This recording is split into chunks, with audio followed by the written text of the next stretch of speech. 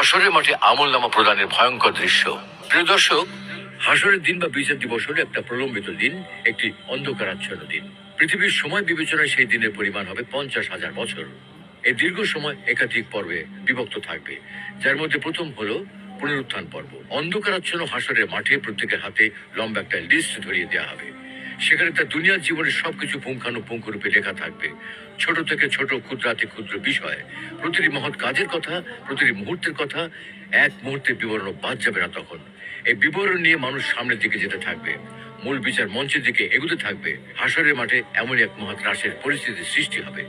আর এ কারণেই সেদিন কাফের মুনাফিকরা মুখের উপর ভর করে হাঁটবে। ভয়ে আতঙ্কে চোখে মুখে কিছুই দেখবে না, যেন অন্ধকার হয়ে গেছে। তাদের মুখ দিয়ে কোনো কথা বের হবে না, যেন তারা বোবা হয়ে গেছে। আশপাশের কিছুই কানে শুনবে না, যেন তারা বধির হয়ে গেছে।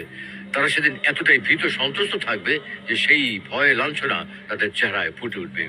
সেদিন আমলনামা হাজির করা হবে, তাদেরকে অপরাধীদের ভীত আতঙ্কিত দেখা যাবে। তারা বলবে, হায় রে কপাল, এ কেমন আমলনামা! এটা দেখি ছোট বড় কোনো কিছু বাদ যায়নি, বরং সবকিছুর হিসাব লেখা আছে। হাসরের মাঠে মানুষের কৃতকর্ম বাহ্যিক ও আকৃতিগত রূপ ধারণ করবে। যেমন কোনো কোনো বর্ণনা আছে, যারা জাকাত দেয় না তাদের ধন সম্পদ একটি বড় সাপের আকার ধারণ করে তাদের দংশন করবে এবং বলবে, আমি সেই সম্পদ।